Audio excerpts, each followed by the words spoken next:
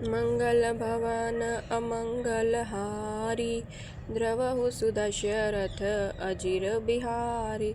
राम सिया राम जय जय राम।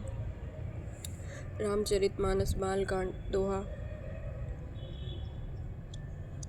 38 का अर्थ।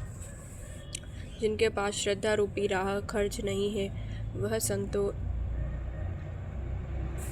का साथ नहीं है, और जिनको श्री रघुनाथ जी प्रिय नहीं है, उनके लिए यह मानस अत्यंत अगम है। अर्थात श्रद्धा, सत्संग और भगवत प्रेम के बिना कोई इसको नहीं पा सकता।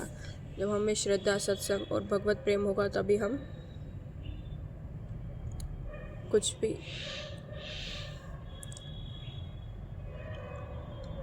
इसको नहीं पा सकते हैं।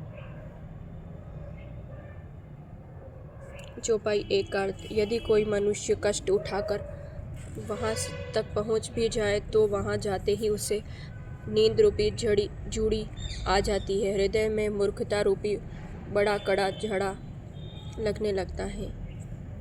क्या हो जाता है उसके रूप में? हृदय में मूर्खता रूपी बड़ा कड़ा झाड़ा लगने लगता है, जिससे वहां जाकर भी वह अभागा स्नान नहीं कर पाता है।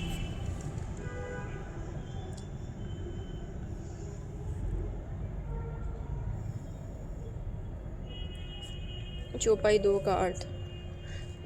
उससे उस सरोवर में स्नान और उसका जलपान तो नहीं किया जाता, वह अभिमान सहित लौट आता है। फिर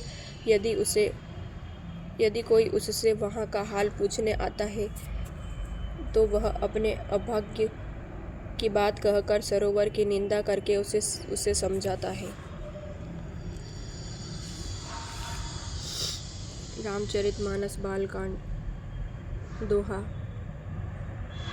38 में चौपाई 3 का अर्थ।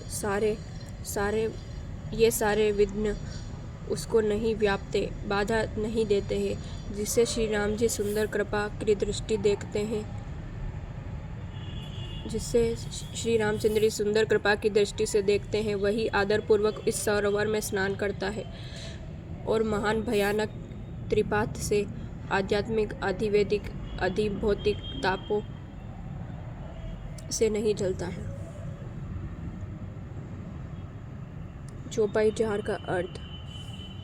जिनके मन में श्री राम जी के चरणों में सुंदर प्रेम है, वे इस सरोवर को कभी नहीं छोड़ते हैं। हे भाई, जो इस सरोवर में स्नान करना चाहते हैं, वह मन लगाकर सत्संग करें। चौपाई 5 का अर्थ। ऐसे मानस सरोवर को हृदय के नेत्रों से देखकर उसमें गोता लगाकर कवि की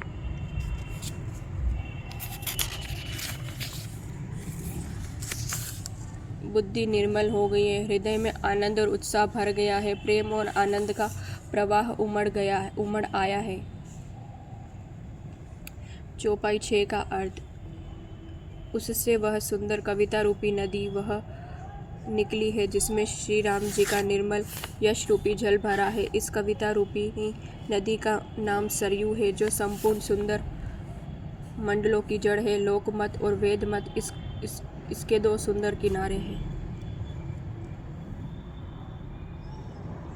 चौपाई 7 का अर्थ। यह सुंदर मानस सरोवर की कन्या सरयू नदी बड़ी पवित्र है और कलयुग के बड़े बड़े पाप रूपी तिनकों और वृक्षों को जड़ से उखाड़ फेंकने वाली है।